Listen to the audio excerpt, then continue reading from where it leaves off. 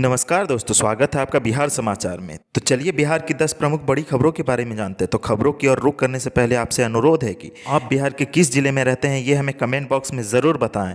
और अगर आपके मन में कोई सवाल है तो हमें कमेंट बॉक्स में ज़रूर पूछें। और वीडियो अगर अच्छी लगे तो एक लाइक अवश्य करें।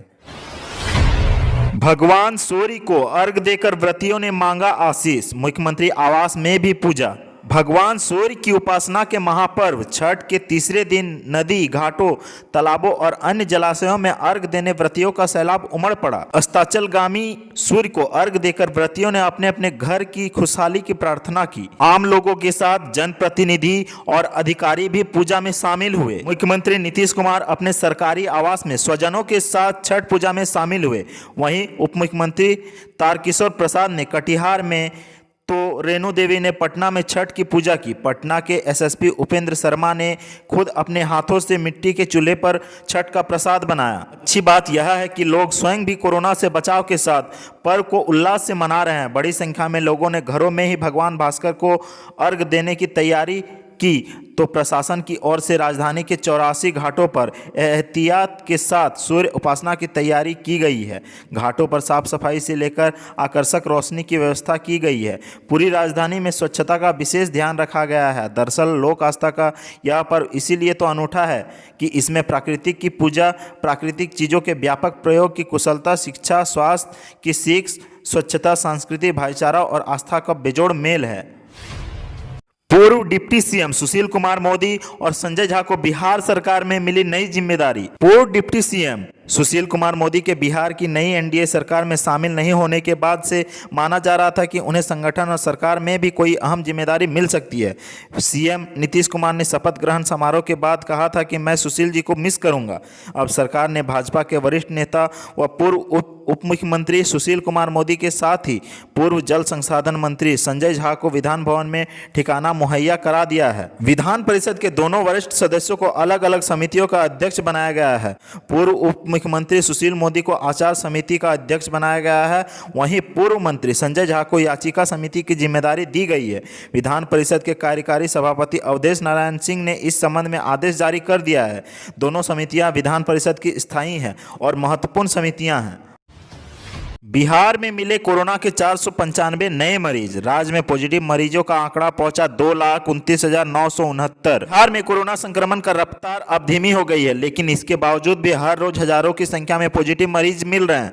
स्वास्थ्य विभाग की ओर से ताजा अपडेट जारी की गई है। इस अपडेट के मुताबिक बिहार में 495 लोग कोरोना पॉजिटिव मिले हैं। इसके साथ ही राज्य में कोरोना संक्रमितों की संख्या बढ़कर 2,29,969 हो गई है। बिहार में फिलहाल 6,267 कोरोना के एक्टिव मरीज हैं। राजधानी पटना में कोरोना का कहर थमने का नाम नहीं ले रहा है। राजधानी पटना में एक बार फिर से सबसे ज्यादा 183 नए मामले सामने आए हैं। शुक्रवार को जारी ताजा अपडेट के मुताबिक बिहार के विभिन्न जिलों से 495 मामले सामने आए हैं। इसके साथ ही राज्य में कोरोना मरीजों का आंकड़ा 2,29,969 हो गया है। बीते दिन गुरुवार को जारी नियमित अपडेट के मुताबिक पिछले 24 घंटे के भीतर 8 व्यक्ति की मौत हुई है। इसके साथ ही राज्य में कोरोना से मरने वालों का आंकड़ा 1209 हो गया है। बिहार के लोगों के लिए खुशी की बात तो यह है कि महज 24 घंटे के भीतर 681 कोरोना मरीज स्वस्थ हुए हैं। इसके साथ ही ठीक होने वाले मरीजों की संख्या 2 लाख के करीब हो गई है। राज्य में अब तक कुल 2,22,492 मरीज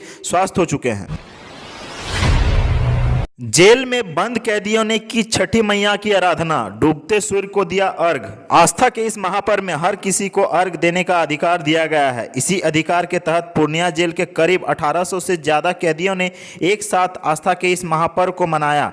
पूर्णिया केंद्र कारा में कमोबेश 2 दर्जन महिलाएं और पुरुष कैदियों ने छठ का व्रत रखा है, जिसके बाद जेल प्रशासन की तरफ से व्यवस्था करते हुए जेल परिसर में ही छठ घाट बनाया गया है। इसके साथ ही न केवल छठ व्रती बल्कि जेल में बंद 1800 से अधिक कैदियों के लिए पूजा अर्चना की व्यवस्था कराई गई है। इस दरमियान बड़े अपराधों में सजा याफ्ता कैदियों को भी आज जेल से बाहर निकाला गया। पुलिस की पुख्ता सुरक्षा व्यवस्था के साथ जेल अधीक्षक जितेंद्र कुमार ने बताया कि रीति रिवाज के तहत पूजा अर्चना की गई। सुबह उगते सूर्य को अर्घ देकर प्रसाद वितरण और जेल प्रशासन की तरफ से भोज की व्यवस्था की जाएगी। सरकारी आदेश पर भारी पड़ी आस्था, श्रद्धालुओं के लिए खुला देव सूर्य कुंड का गेट। देव सूर्यकुंड को श्रद्धालुओं के दबाव के बाद खोलना पड़ा। आस्था को देखते हुए स्थानीय लोगों की पहल पर अधिकारियों पर कुंड का द्वार खोलने के लिए दबाव बनाया गया। लोगों के द्वारा किए गए पहल का असर यह हुआ कि जिला प्रशासन की तरफ से अर्घ के लिए कुंड का द्वार खोल दिया गया, जहां श्रद्धालुओं ने जाकर अस्ताचलगामी सूर्य को अर्घ देकर अपने अनुष्ठान को सफल बनवाया। इस दौरान पुलिसकर्मियों द्वारा जगह जगह पर सोशल डिस्टेंसिंग का पालन कराते हुए श्रद्धालुओं को अर्घ दिलाने में मदद की। कोरोना को लेकर चैत्र मास से कुंड का फाटक सरकार के आदेश से बंद हो गया था और छठ में यहां एक भी श्रद्धालु नहीं पहुंच सके। इस बार भी कार्तिक माह में श्रद्धालुओं के लिए कुंड के फाटक कोविड-19 के संक्रमण को देखते हुए बंद कर दिए गए थे, जिसको लेकर स्थानीय लोगों में रोष व्याप्त था। ऐसी स्थिति में आज संध्या अर्घ को लेकर कई श्रद्धालु जिन्हें सूर्यकुंड के बंद होने की जानकारी नहीं थी, वो अर्घ देने पहुंच गए। हे छठी मैया, सुशासन की पुलिस को माफ करना। लोक आस्था के महापर्व छठ के दौरान हर कोई इस बात को लेकर चिंतित रहता है कि कहीं उनसे कोई भूल न हो जाए। साफ सफाई और स्वच्छता इस महापर्व के मूल में है और हम सब छठ के मौके पर गंदगी फैलाने से भी डरते हैं। लेकिन छठी मैया के इस आराधना वाले वक्त में कैमूर में सुशासन की पुलिस की दरिंदगी वाली जो तस्वीरें सामने आई है, उसे देखकर हर कोई केवल यही कह सकता है कि हे छठी मैया, इनको माफ करना। मामला कैमूर जिले के मोहनिया का है, जहां अतिक्रमण हटाने के नाम पर पुलिस की गुंडागर्दी और बर्बरता सामने आई है। लोगों ने बताया कि अचानक बिना सूचना दिए मोहनिया एसडीएम अमरीशा बैंस, मोहनिया डीएसपी रघुनाथ सिंह, मोहनिया थाना प्रभारी सहित दर्जनों पुलिसकर्मी और नगर पंचायत की टीम अतिक्रमण हटाने पहुंची, जहां हजारों हजार की संख्या में ग्राहक फल और सब्जी खरीद रहे थे। अतिक्रमण हटाने के नाम पर अधिकारी दुकानदारों पर डंडे बरसाने लगे और सामान बेच रही महिलाओं के साथ उन्होंने बल का प्रयोग किया, उन्हें खींचकर वहां से हटाने लगे। मामले की सूचना जैसे ही मीडिया कर्मियों को मिली तो वे घटनास्थल पर पहुंचे, लेकिन अधिकारियों ने उन्हें भी नहीं बख्शा और उनकी भी पिटाई कर दी।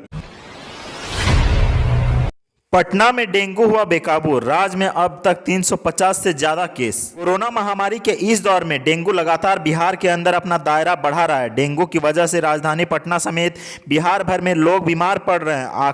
सरकारी आंकड़ों में राज्य के अंदर अब तक के मरीजों की संख्या 350 के ऊपर जा चुकी है।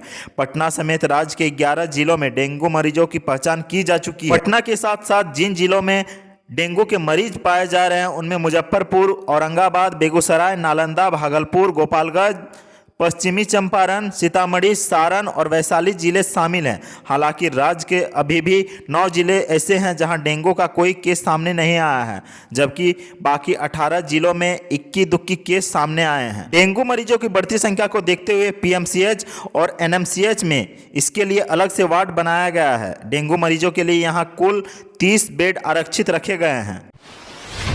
जाम से निजात के लिए कवायद, जेपी सेतु पर हल्की गाड़ियों समेत बसें चलेंगी। छठ महापर्व के मौके पर जाम से कराती राजधानी और घर पहुंचने के लिए निकले लोगों की समस्या को देखते हुए अब सरकार ने बड़ा फैसला किया है। जाम से निजात के लिए जेपी सेतु पर अब हल्के वाहन और बसों को चलाने की मंजूरी दे दी है। साथ ही साथ भारी वाहन अगर खाली हो तो उसे भी उत्तर से दक्षिण की ओर जाने की अनुमति होगी। लगभग 4 दिनों से राजधानी पटना में आने और जाने के हर रास्ते पर महाजाम को देखते हुए राज्य सरकार के पदाधिकारियों ने लंबे विचार विमर्श के साथ यह फैसला किया है कि राज्य सरकार के अधिकारियों ने 4 जिलों के अफसरों के साथ घंटों मंथन के बाद यह फैसला किया है कि दीघा जेपी सेतु से केवल हल्के वाहन और बसों को परिचालन होगा।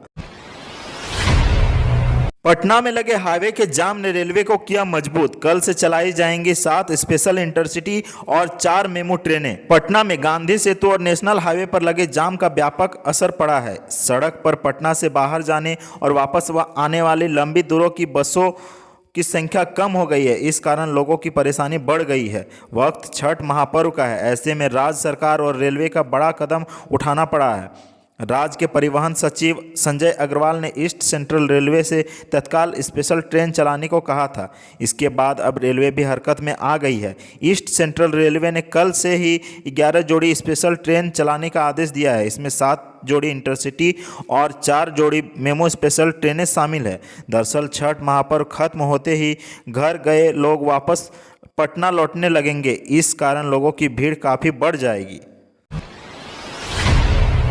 सारण में छठ घाट पर फायरिंग। घाट पर शाम को अर्घदान के समय अचानक की गई फायरिंग, 5 लोग घायल, 3 की हालत गंभीर। छपरा के मांझी थाना क्षेत्र के मुबारकपुर छठ घाट पर हुई हर्ष फायरिंग में 5 लोग घायल हो गए हैं। एक महिला समेत 2 घायलों को बेहतर इलाज के लिए छपरा रेफर कर दिया गया है। घटना शाम का अर्घदान के समय की है। मिली जानकारी के अनुसार हाल ही में जेल से छूटे एक बदमाश ने छठ घाट पर अचानक हर्ष फायरिंग करनी शुरू कर दी, जिसमें 5 लोग जख्मी हो गए। जख्मी लोगों में ऋतिक सिंह, गिरजा देवी और सोनू सिंह को छपरा रेफर कर दिया गया है, जबकि गोलू सिंह और सुधीर सिंह का इलाज एकमा में चल रहा है। घटना के बाद घाट पर भगदड़ जैसी स्थिति उत्पन्न हो गई थी। जिस घटना की जानकारी मिलते ही थानाध्यक्ष नीरज मिश्रा दल बल के साथ मुबारकपुर पहुंच गए। आज की सुर्खियों में बस इतना ही। बिहार से जुड़ी खबरों के लिए हमारे चैनल को सब्सक्राइब करें और जुड़े रहें हमारे साथ। धन्यवाद।